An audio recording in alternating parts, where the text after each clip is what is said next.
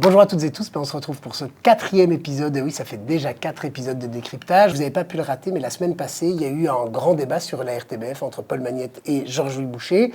Ça a été très technique, il y a eu énormément de coupures. C'est vrai qu'aujourd'hui, débattre avec Georges-Louis Boucher, c'est devenu quasiment impossible parce qu'il ne laisse plus personne terminer une phrase. Et puis surtout, il y a eu des éléments assez techniques, alors je trouvais que ça valait la peine de revenir là-dessus, d'essayer de décrypter un petit peu les choses. Donc voilà, je vous propose de me suivre. J'espère que cet épisode va vous plaire autant que les précédents. Les gouvernements ne sont pas en place depuis 1 an, mais dans les accords de gouvernement, on voit quoi? On voit par exemple des baisses d'impôts qui n'étaient pas possibles avec les socialistes. Les droits d'enregistrement, par exemple, ont baissé à 3% en Wallonie. On baisse également, on divise par 2 les droits de succession. Ça s'adresse surtout aux classes populaires, aux classes moyennes. On a déjà baissé d'1 milliard d'euros les cotisations sociales. 5 milliards d'euros de baisse de fiscalité sur les travailleurs, en particulier les bas et les moyens revenus, comme le Premier ministre l'a confirmé pas plus tard que cet après-midi. Mais donc là, on a une longue liste de litanie de ce qu'est la droite, de ce que la droite veut donner l'impression de faire. La droite, elle veut donner l'impression qu'elle baisse l'impôt, qu'elle va diminuer les charges sur les gens, qu'elle va permettre à chacun de mieux vivre parce qu'il y aura moins d'impôts. C'est le leitmotiv qu'on entend tout le temps et partout. D'abord, est-ce que c'est vrai ?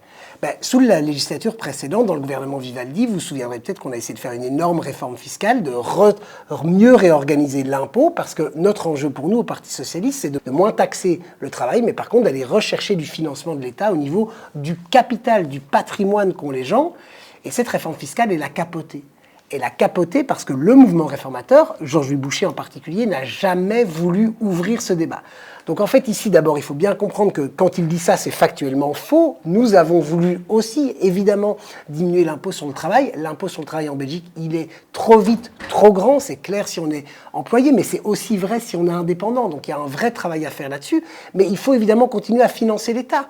Et c'est là où évidemment le MR n'est pas d'accord, c'est-à-dire que ils n'ont jamais voulu accepter d'aller rechercher l'argent là où il est. Aujourd'hui, en Belgique, et je ne sais pas si vous avez vu la stat qui est sortie il n'y a pas très longtemps, les 1% les plus riches de la population belge détiennent 75% de la richesse de ce pays.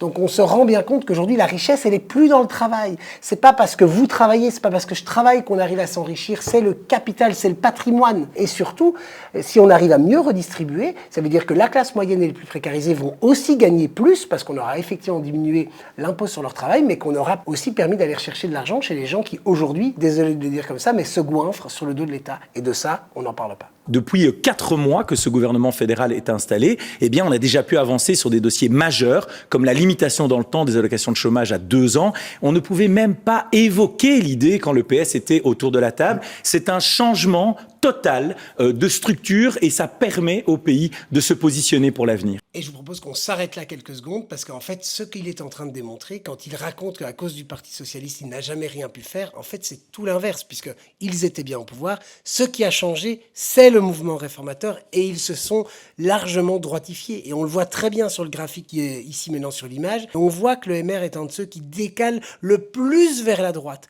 Ce qui a donc changé, c'est pas tant que le mouvement réformateur ne pouvait ou ne pouvait pas faire des choses avec le Parti Socialiste, mais c'est eux qui se sont radicalisés et ça participe évidemment de leur stratégie aussi d'aller chasser sur des terres de plus en plus à droite. Ici, c'est du socio-économique, c'est pas fondamentalement un débat d'extrême droite, mais c'est quand même de plus en plus à droite. Et puis sur l'axe socio-culturel, on voit aussi qu'ils se sont largement droitifiés et ça, c'est le débat évidemment sur l'extrême droite. Mais donc sur la question des allocations de chômage, on en a déjà beaucoup parlé dans la vidéo précédente, donc je ne vais pas revenir là-dessus, mais c'est clair que ce n'est pas une solution. En fait, on ne règle rien en faisant ça, et le MR le sait lui-même, puisque même David Clarinval, le ministre en charge, dit qu'il y aura peut-être au mieux 1/3 des gens qui sont aujourd'hui au chômage qui vont retrouver un job. Déjà, c'est au mieux, c'est son analyse. Aujourd'hui, quand on regarde plutôt les analyses de la FGTB ou de la Mutualité Socialiste ou d'autres structures indépendantes aussi de la société civile, on rend bien compte qu'on sera très très loin de ces chiffres. Donc en vérité, ça ne règle rien. On va juste malheureusement transférer une partie de ces personnes vers les CPS et ou vers la précarité totale parce qu'ils n'auront même pas d'aide au CPS. Mais surtout, ce qui est démentiel dans la manière dont Georges-Louis présente ça, c'est qu'il essaye de faire croire ici que par magie, parce qu'il est là, tout va mieux. Mais les ministres libéraux, le mouvement réformateur est au pouvoir dans l'État fédéral depuis à peu de choses près de l'histoire de la Belgique. Donc il y a là un grand mensonge d'essayer de faire croire qu'il y aurait une espèce de grande nouveauté, que le Parti Socialiste empêchait tout, qu'on ne pouvait rien faire. Alors que fondamentalement, le mouvement réformateur, il a été associé avec le Parti Socialiste au gouvernement fédéral, et ça depuis des dizaines d'années, et ça n'avait jamais posé de problème au mouvement réformateur depuis. Mais ici, ce qu'il essaye de faire croire, c'est vraiment cette rhétorique de la nouveauté, et ça c'est très très grave, ça a énormément bien marché durant les élections avec ce sentiment de nouveauté, mais c'est grave parce que ça occulte les faits. C'est factuellement faux de dire cela. Les travailleurs allaient gagner 500 € en plus, personne ne serait mis à contribution. Et puis, qu'est-ce qu'on voit? Tout le contraire. Les travailleurs, ils le savent désormais, ils ne verront jamais la couleur des 500 € que vous leur avez promis. Les pensionnés, vous ne leur avez jamais dit aux personnes, aux pensionnés, qu'ils allaient perdre 1 500 € par an. Or, c'est la réalité aujourd'hui. Vous n'avez jamais dit non plus aux enseignants, Monsieur Boucher, vous n'avez jamais dit aux enseignants qu'ils allaient devoir travailler plus longtemps pour une plus petite pension. Vous n'avez pas dit pendant la campagne aux policiers, aux pompiers qu'ils allaient tous devoir travailler jusqu'à 67 ans. C'est faux. Et donc voilà, on est déjà, ça fait même pas 1 minute 50 que le débat a commencé, qu'en fait il est déjà en train de couper la parole. Concernant le fond, en fait sur la pension, c'est tout à fait juste ce qui a été dit, d'ailleurs la RTBF le confirmait. Aujourd'hui les enseignants par exemple, on va changer la manière de calculer leur pension. C'est un petit peu technique, mais en gros ça veut dire qu'on va calculer la pension plus seulement sur les 10 dernières années de carrière, mais c'est toute la durée de la carrière. Sauf que souvent, quand on prend, évidemment, une carrière, elle évolue et on gagne de plus en plus durant sa vie. Donc, quand on les calcule sur les dernières années, on aura un plus haut montant de pension. Donc, oui, fondamentalement, on va avoir moins de pension. Par ailleurs, Karine Lallieu avait, lors de sa réforme de la pension, mis en place un bonus pension. Donc, si on restait plus longtemps, on allait gagner plus. Ils ont supprimé ce bonus et ce qu'ils mettent en place, c'est un malus pension. Donc, si vous partez plus tôt, vous aurez moins de pension. Mais donc, oui, évidemment, on va devoir à la fois travailler plus longtemps pour avoir la même pension qu'on aurait eu avant. Donc oui, on a diminué les pensions, c'est un élément factuel et évidemment ça le dérange profondément de le dire. Sur la police et sur les pompiers, c'est la même chose. L'accord de gouvernement est très très clair. Ce dont il est en train de parler ici, c'est la manière dont on calcule la pension pour les policiers, c'est ce qu'on appelle la NAPAP, il va le dire dans quelques instants, et la NAPAP, dans l'accord de gouvernement, il est écrit mot pour mot qu'elle va être supprimée. Elle va être supprimée, elle ne l'est pas encore, donc il joue précisément sur ça. Elle ne l'a pas encore été, donc il dit qu'on ment. Mais fondamentalement, il faut juste aller relire, et je vous invite à le faire si vous ne me croyez pas, je peux aussi vous remettre le lien vers ça, mais fondamentalement, dans la déclaration de l'Arizona, il est écrit suppression de la NAPAP. Et dans cette logique aussi de la rhétorique des mensonges, ce qui est très très fort, c'est que ça alimente ce que Georges-Louis Boucher met en place depuis le début, c'est la victimisation. La gauche serait au pouvoir dans ce pays et dans le monde entier depuis beaucoup trop longtemps. Trump dit exactement la même chose. Et donc, la pauvre droite serait victime de la méchante gauche et n'aurait jamais pu mettre en place ces politiques. Et c'est pour ça que, fondamentalement, ils ont besoin d'un changement de société majeur. Mais il n'y a rien de plus faux. D'abord, je vous l'ai dit, ils ont été au pouvoir. Mais surtout, personne n'est victime ici. Personne n'est dans une situation où il y aurait quelqu'un qui l'attaque. On est en train de débattre, on n'est pas d'accord, c'est ça le débat politique. Il faut juste accepter les règles et arrêter de se victimiser tout le temps. C'est quand même l'hôpital qui se moque de la charité. D'avoir aujourd'hui le pouvoir de l'argent, les grands pouvoirs économiques qui se mettent dans une position de victime comme « en fait, c'est vous qui nous attaquez ». Vous savez, on en a aussi discuté dans la vidéo précédente, c'est le même débat sur le débat du wokisme. La droite se met toujours dans le discours du « je suis la victime, on ne peut plus parler, on ne peut plus rien dire, on ne peut plus s'attaquer au problème ». C'est une rhétorique qui marche très très bien, mais qui est complètement basée sur du sable et qu'il faut absolument débunker tout le temps.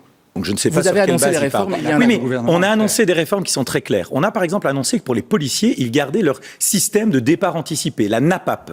Donc ça c'est faux, je le disais tout à l'heure. Ça s'appelle comme ça. Les pompiers vont avoir un régime qui est encore plus préférentiel que... C'est aussi faux, par exemple, aujourd'hui, rien n'est dit pour l'instant sur oui ou non, est-ce que les pompiers vont avoir un régime plus préférentiel. Ce n'est même pas écrit dans l'accord de gouvernement. C'est écrit nulle part, donc si c'est lui qui dit chaque fois, il faut quand même savoir ce qui est écrit, allez voir ce qui est écrit et vous verrez que dans la déclaration de l'Arizona, il n'y a rien sur un régime professionnel pour les pompiers. Rien.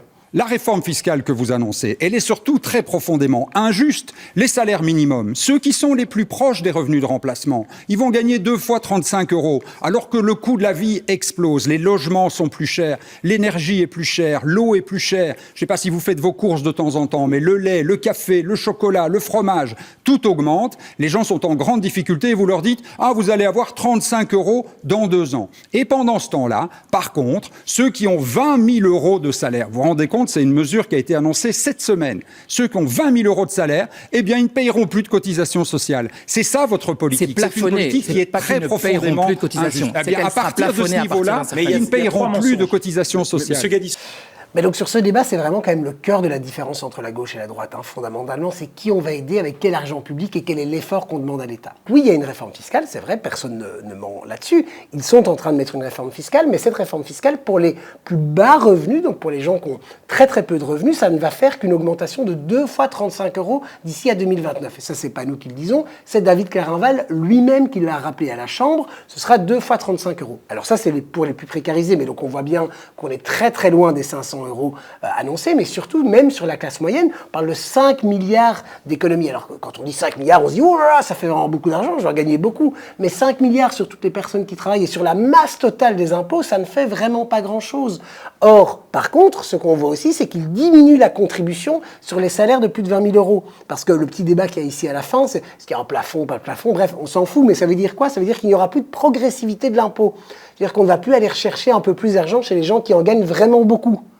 Donc là, on voit bien qu'il y a un problème. Si tu gagnes plus de 20 000 € par mois, en fait, demain, dans leur réforme fiscale, tu vas payer moins d'impôts. Ce qu'il faut, c'est baisser l'impôt sur le travail pour la classe moyenne et les précarisés pour aller en allant chercher de l'argent sur une taxation du patrimoine et du capital. Et ça, c'est complètement absent aujourd'hui du discours du mouvement réformateur, mais aussi du projet de l'Arizona. Et en attendant, quand on regarde la totalité de l'effort budgétaire que vous faites, vous n'arrêtez pas de dire la situation est catastrophique sur le plan budgétaire. À votre place, je ne le ferai pas trop parce que vous devriez vous rappeler que depuis 15 ans, tous les ministres du budget, ont tous... Ah non, Sophie Wilmès, elle n'était pas MR. Oui, Olivier Chastel, il n'était pas MR. Si, mais j'ai pris... Vous participiez à la liste. On peut reprendre le déficit vous quand savez, nous, on était regardez, là, quand vous étiez voilà, là. ça, c'est tous les ministres MR et libéraux du budget des 15 dernières années.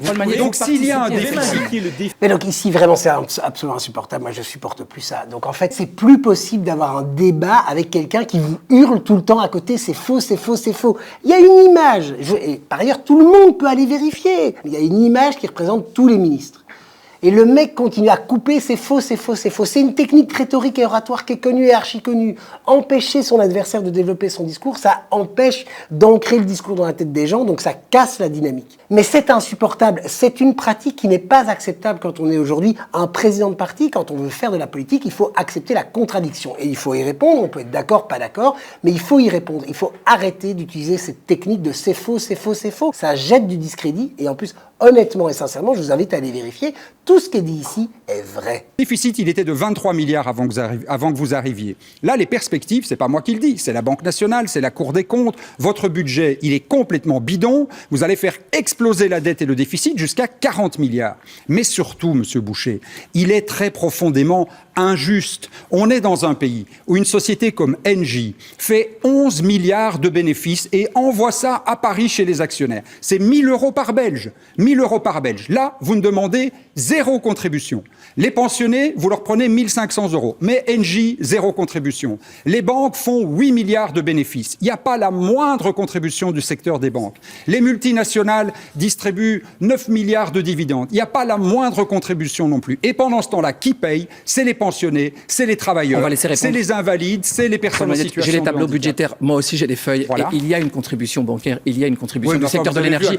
Vous savez, donc... Mais donc c'est vrai qu'il y a une contribution. Il a raison, le journaliste. Il y a toujours eu une contribution. Par exemple, Belfius verse des dividendes à l'État belge. Donc effectivement, on a de l'argent qui vient chaque année des bénéfices de Belfius. Chez Engie, par exemple, il y a une rente nucléaire. Il y a des contributions qu'on va aller récupérer dans ces secteurs-là.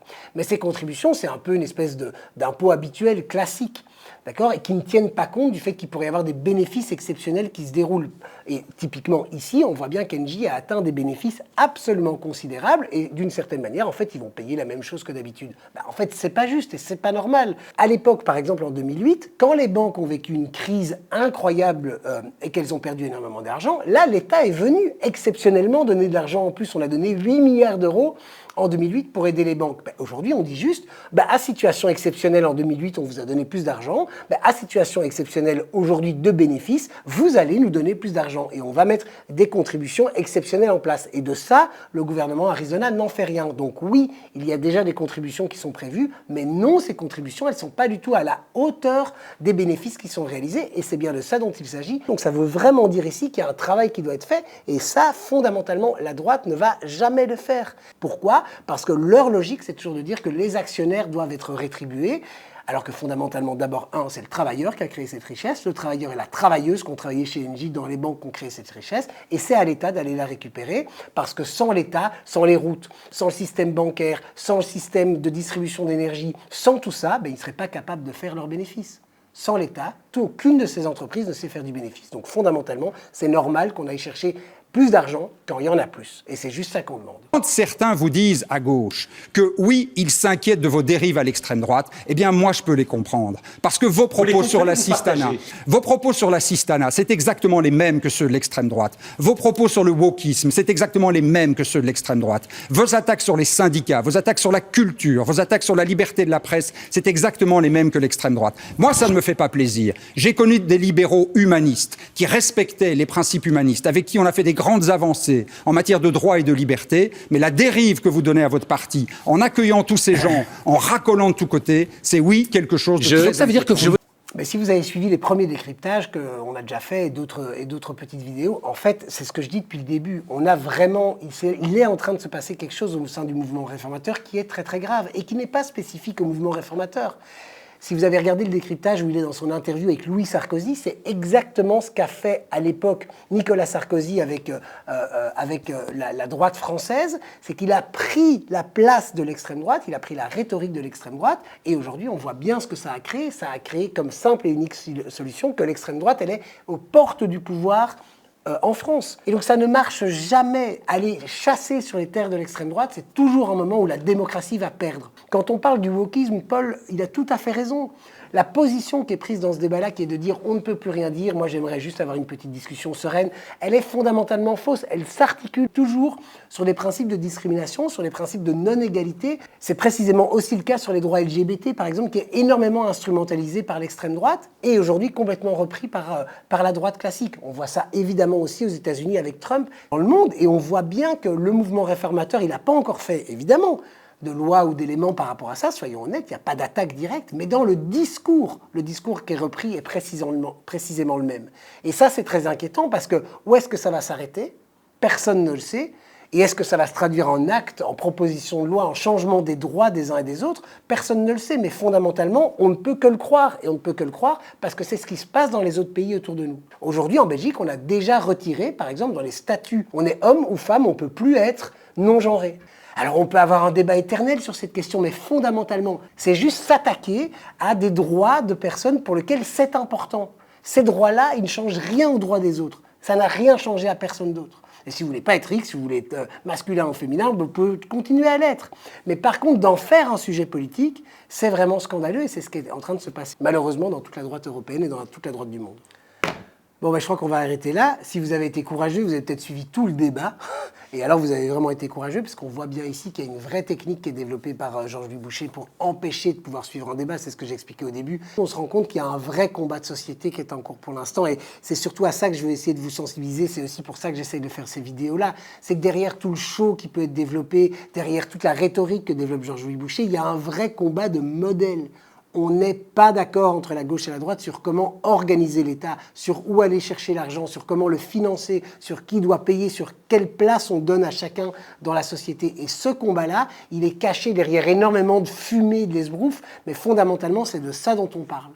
Et donc c'est pour ça que je fais ces petites vidéos. J'espère que ça vous a plu aujourd'hui d'essayer de décrypter tout ça, d'y revoir un peu plus clair. On va évidemment continuer le travail sur les prochaines interviews. D'ailleurs, si vous avez des bonnes idées, vous aussi, de débats qui seraient chouettes à aller décrypter, si vous avez vu des vidéos ou des sujets qui vous intéresseraient, vous vous dites « Ah tiens, ça ce serait chouette », n'hésitez pas à me les envoyer. On regardera si on peut faire quelque chose. Voilà, pour le reste, à tout bientôt de toute façon. On se retrouvera donc dans les décryptages, mais aussi dans le « Je vous explique » quel nouveau concept qu'on a lancé en parallèle. Et on va continuer le travail pour essayer de rendre la politique dans son ensemble, mais aussi les politiques publiques et tous les choix de société le plus clair possible pour vous. Comme ça, dans 4 ans, quand on ira voter, vous serez le mieux armé possible, j'espère. À bientôt. Ciao.